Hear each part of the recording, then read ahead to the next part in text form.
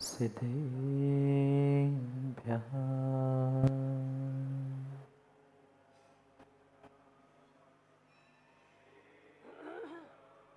श्रीमत्परं गम्भीर स्याद्वाग्मोघलाञ्छनं जियात्रैलोक्यनाथस्य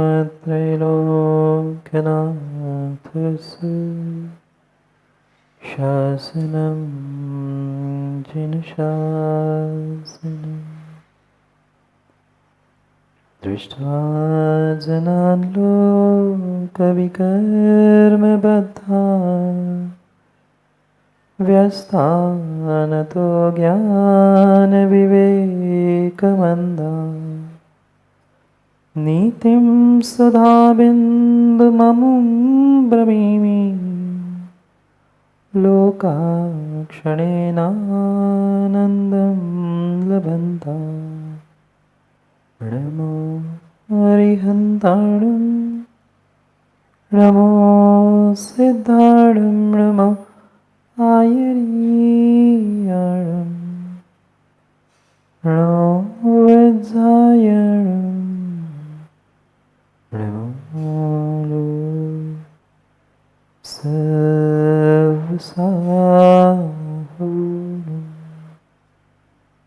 अनंत अनंत परम सिद्ध भगवान की 1008 श्री आदिनाथ भगवान की परम पूज्य आचार्य भगवान कुंद कुंद स्वामी की परम पूज्य आचार्य भगवान काम कुमार नंदी महाराज की परम पूज्य आचार्य भगवान पट्टाचार्य श्री विशुद्ध सागर जी महाराज की अहिंसा में विश्व धर्म की परम पूज्य मनीषी एक साथ सुप्रभ सागर जी महामंद राज की जय। परम पूज्य मनीषी एक साथ प्रणत सागर जी महामंद राज की जय। जयकारा गुरुदेव का। अंतिम निर्देश वर्धमान स्वामी के शासन में हमसे विराजते और उनकी यह पावन पीयूष देशना हम सभी के लिए परम उपकारी। अनादिकाल से हमारी इस आत्मा में जो जन्म जरा और मृत्यु रूपी रोग लगा, उन रोगों का उपशमन करने वाली कोई परम औषधि है तो वह एकमात्र यह जिनवाणी है। भव्यात्माओं, आप कभी किसी तीर्थ में गए? नहीं गए? कई बार गए होंगे। तीर्थ समय शिखर, सोनागिर जैसे अनेकानेक तीर्थ हमारे इस भारतवर्ष में, जो कोई ऐसा विशेष स्थान जहाँ पहुंचकर श्रद्धालुओं की श्रद्धा, श्रद्धालुओं की धर्म भावना वृद्धिंगत होती है, वास्तव में वही तीर्थ कहलाता है। और बचपन में भी शायद पाठशाला आदि में पढ़ा होगा कि जो तिराता है संसार सागर से, उसे तीर्थ कहा जाता है। यूँ तो हर श्रावक, हर मनुष्य कहीं न कहीं अपने अपने अपेक्षा, अपने अपने मान्यताओं के अनुसार अनेक तीर्थों के दर्शन करता है। कुछ एक तो ऐसे विशेष भव्य जीव भी होते हैं, वे हर वर्ष तीर्थ की वंदना करने जाते हैं। और ये मात्र अचेतन तीर्थ ही तीर्थ नहीं है। आचार्यों ने दो प्रकार के तीर्थों की व्याख्या की, एक चेतन तीर्थ और एक अचेतन तीर्थ। जो सम्मेद शिखर का पहाड़ है या अन्य भी जो जिन मंदिर, जिन बिंब बने हैं, ये सभी अचेतन तीर्थ है। पर जो निर्ग्रंथ गुरु है, अरिहंत प्रभु है, आज भले ही उनकी प्रतिमा अचेतन रूप से पूजी जा रही है, पर वे जब अरिहंत अवस्था में थे, निर्ग्रंथ अवस्था में थे, वे ही अपने आप में चेतन तीर्थ थे। और ये भी आप अनुभव करना कि जहाँ जहाँ चेतन तीर्थ गए हैं वास्तव में वही वही अचेतन तीर्थ बने। क्यों सम्मेद शिखर तीर्थ कहा? जो शाश्वत तीर्थ कहलाता है वह सम्मेद शिखर शाश्वत तीर्थ क्यों बना? क्या मात्र पत्थर, ईंट, चूने और पहाड़, हरियाली से कोई तीर्थ बनता है? नहीं बनता। ये भी पंक्ति आपने पढ़ी होंगी, जहाँ गुरु के चरण पड़ते हैं वो ही स्वयं में तीर्थ बन जाता है। और यही वास्तविकता है जो निर्ग्रंथ गुरु, निर्ग्रंथ अरिहंत, वीतरागी अरिहंत है, उनका जो चेतन तीर्थपना है, उस चेतन तीर्थ पहुँचने से ही वे पहाड़, वे मंदिर, वे स्थान अपने आप में तीर्थ के रूप में बन गए। और जब जब आप उन तीर्थों में पहुँचे होंगे, चाहे सम्मेद शिखर हो या सामान्य से सामान्य कोई भी तीर्थ क्यों ना हो, उन तीर्थों पर पहुँचने से ही कैसी अनुभूति होती है, वहाँ की वर्गणा है, वहाँ का अनुभव एक भिन्न ही होता है। शायद उन्हें शब्दों में कहना संभव नहीं। जब किसी अचेतन तीर्थ के पास पहुँचने से हमारे ऐसे भाव होते हैं, कभी डॉक्टर सुशील जी चेतन तीर्थों के पास, गुरुओं के पास पहुँचने से गदगद भाव होते हैं, और कई तो जीव आप जैसे मात्र उनके दर्शन के लिए ही पहुँचते। क्यों? क्योंकि हमें इस संसार सागर से तिरना है, तो मात्र और मात्र ये चेतन अचेतन तीर्थ ही हमारे लिए पंचम काल में कुछ निमित्त साधन बन सकते हैं।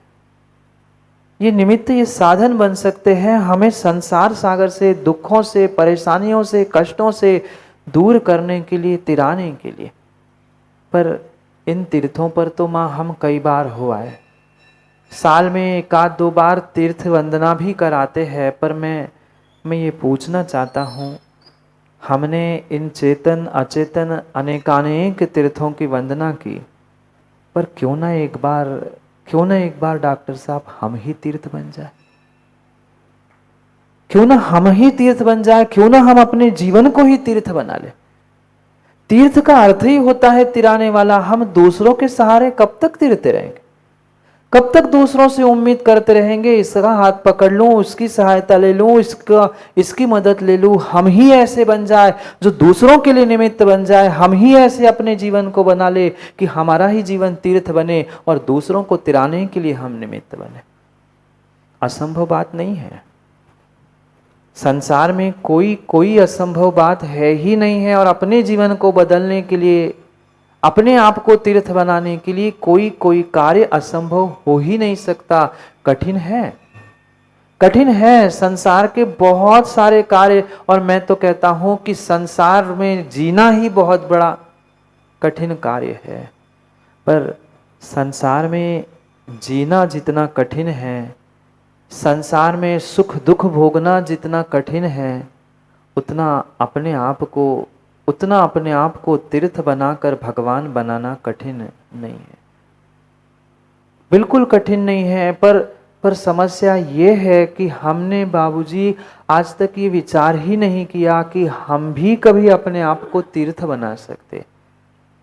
ये ध्यान रखना, जितने अचेतन तीर्थ है, चाहे कैलाश चंद जी अयोध्या तीर्थ से अभी आए ना आप, चाहे अयोध्या तीर्थ हो, चाहे सम्मेद शिखर का तीर्थ हो, ये मात्र चेतन तीर्थों के गर्भ, जन्म, तप, ज्ञान और निर्वाण कल्याणकों के निमित्त से ही आज तीर्थ बने हैं। क्यों ना हम भी पुरुषार्थ करें, कि हमारा भी जीवन तीर्थ हो जाए। जितने चेतन तीर्थ अचेतन तीर्थ बने हैं, वे एक रात में तो नहीं बने।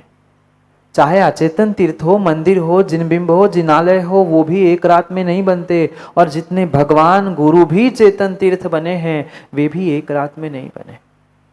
कई महीनों की, कई वर्षों की, और कई बार तो कई भवों की मेहनत लगती है, तब जाके चेतन अचेतन तीर्थ बन जाते हैं। मुझे भी लगेगा, मुझे भी अपने जीवन को तीर्थ बनाने में समय लगेगा, पर क्यों ना हम एक कदम रखें।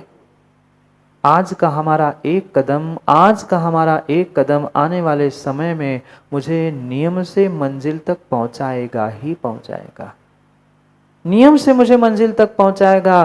पर हम आज पहला कदम रखने के लिए ही सोचते हैं, विचार करते हैं, क्या होगा, कैसे होगा, कौन साथ देगा, करते ना विचार। मंदिर भी आने से पहले 4 बार विचार करते हैं, कोई साथ देगा कि नहीं, कोई साथ चले तो और अच्छा होगा। पर ध्यान रखना, मंदिर में पी के जैन साहब फिर भी जीवन साथी पहुंचने के लिए साथ दे सकता है, पर अपने आप को तीर्थ बनाने के लिए और अपने आप को तीर्थंकर बनाने के लिए कोई साथ देने वाला नहीं है। और जब तक साथ लेके चलोगे तब तक आप तीर्थ और तीर्थंकर बनने वाले नहीं हैं। मुझे अपने स्वयं के जीवन के बारे में सोचना है। दुनिया के बारे में सोचते सोचते, दुनिया को सुधारते सुधारते कई वर्ष नहीं, कई भव बीत चुके हैं। अब दुर्लभ मनुष्य पर्याय, जैन कुल, सच्चे देवशास गुरु का सानिध्य, थोड़ी सी समझ, थोड़ा सा समय मिला है। क्यों ना हम अपने आप को बदले, क्यों ना हम अपने आप को बदले। दूसरों को बदलना, दूसरों को संभालना माँ बहुत आसान है। कठिन इस संसार में अगर कुछ है तो अपने विचारों को, अपने आचरण को, अपने जीवन को बदलना कठिन है। और यही मुख्य पुरुषार्थ हमें इस मनुष्य पर्याय को प्राप्त करने के बाद करना है। कितनों ने किया, कितनों ने किया। महाराज हमने विचार तो किया बदलने का, पर पड़ोसी को, दूसरों को, आगे वालों को कि पीछे वालों को अपने आप पर कभी विचार ही नहीं किया। कभी अपने आप पर हमने विचार नहीं किया। कैसे बनाएंगे तीर्थ? क्या किसी पर्वत के चोटी पर आज कोई श्रावक जाकर बैठ जाएगा, तीर्थ बन जाएगा? नहीं है, नहीं है। क्या मात्र मुनिराज के बैठने से भी वो तीर्थ हो जाएगा? नहीं है। हमें ये कला, ये बुद्धि, ये प्रक्रिया समझनी होगी कि मैं अपने जीवन को तीर्थ बनाऊं तो कैसे। और उस जीवन को तीर्थ बनाने के लिए मैं पर्याय को तीर्थ नहीं कह रहा हूं। पर्याय को तीर्थ बना लेना बहुत आसान है। नाम लिख लेना तीर्थ, नाम बना लेना तीर्थ, तीर्थ नहीं हो पाओगे। पर्याय के नाम निक्षेप के, स्थापना निक्षेप के तो फिर भी तीर्थ बन जाएंगे। पर डॉक्टर साहब हमें भाव निक्षेप से तीर्थ बनना है, अपने जीवन को तीर्थ बनाते। और वो तभी संभव है जब हम जीवन जीने की कलाओं को, नीतियों को समझे। हमें कब, कहाँ, क्या करना है, क्या नहीं करना है, यही हमें नीति सिखाती है, यही नीति सिखाती है। परसों से हमने नीति सुधा बिंदु नामक ग्रंथ को यहाँ समझना प्रारंभ किया था। कल मंगल भावनाओं के साथ प्रतिज्ञा मंगलाचरण भी प्रारंभ किया था। अब और थोड़ा सा आगे बढ़ते हुए उन नीतियों को हम किस प्रकार से आत्मसात करें, ये हमें सीखने का प्रयास करना है।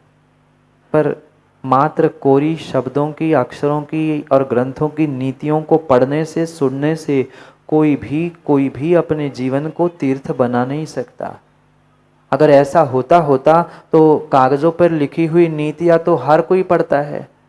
आजकल तो सामान्य रूप से कॉमिक्स आदि के माध्यम से भी बहुत सारों की नीतियां बाजार में मिलती है, पर उतनी बेचने से, खरीदने से, पढ़ने से कोई नीतिकार नहीं होता। जिसने उन नीतियों को अपने जीवन में उतारा है, पहले उसे समझा है, जाना है, वही वास्तव में नीतिज्ञ होता है। और नीतिज्ञ का ही जीवन नेक होता है।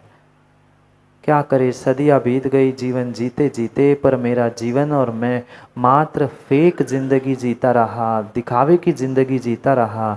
नेक जीवन जीने का प्रयास ही नहीं किया, प्रयास ही नहीं किया। 4 महीने हमें जागे जी मात्र एक वाक्य पर ही विचार करना है, नेक बनो, फेक नहीं।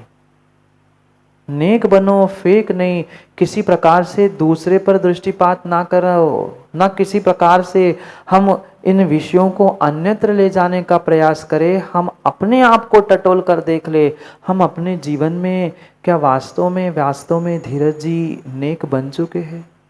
क्या जो आज तक मैंने मनुष्य पर्याय का जीवन जिया, क्या वो फेक जीवन नहीं था, नकली जीवन नहीं था? जैसे वो नकली फूल कल भी आप लोग देख रहे थे, हम तो कई दिनों से देख रहे हैं मंच पे इतने सारे वे प्लास्टिक के कागज के फूल लगे हैं। बंदर आता है, उछल कूद करता है, उस फूल को तोड़ता है और भाग जाता है। उसे लगता है वही असली फूल है, पर वो फूल असली नहीं था। जब वो मुख में लेता है, सूंघता है और सूंघ के फिर फेंक देता है, यार ये तो नकली है, ये तो फेक है, ये दिखावा करने वाला फूल है। फूल जैसा तो है पर फूल नहीं है। ये जीवन भी मनुष्य पर्याय प्राप्त करने के बाद और उसके पहले भी हमने बिल्कुल ऐसी ही बिताई है। जीवन जीते गए, मरते गए, पुनः जीवन मिला, पुनः मरे, पुनः जीवन जिया। पर क्यों जी रहे, किस लिए जी रहे हैं, किसके लिए जी रहे हैं, ये हमें पता नहीं है। और ये जब तक हमें पता नहीं चलेगा तब तक जीवन जीने का आनंद नहीं आएगा। और जिस दिन जीवन जीने का आनंद प्रारंभ होगा उस दिन मान लेना, उस दिन से आप अपने जीवन को नेक बनाने का प्रयास प्रारंभ कर चुके। एक कदम उठाओ ना, एक ही कदम उठाओ, एक ही कदम उठाओ।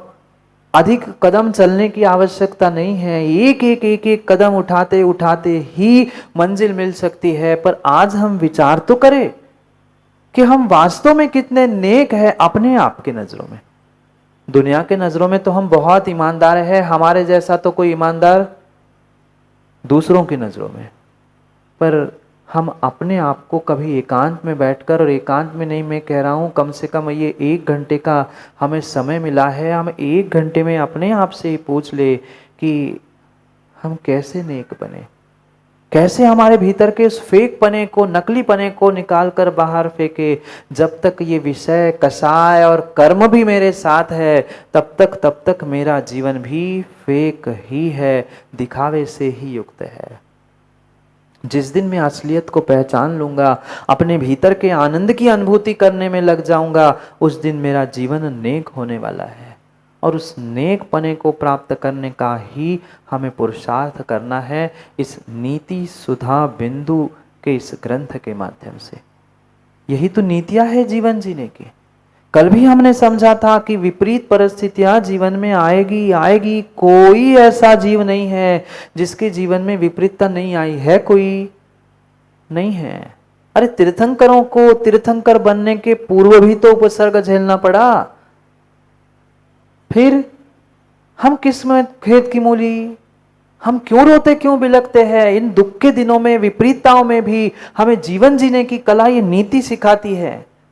और तभी इन नीतियों को हम आत्मसात कर सकते हैं जब उन्हें कभी समझने का, सुनने का, हम पढ़ने का प्रयास करें।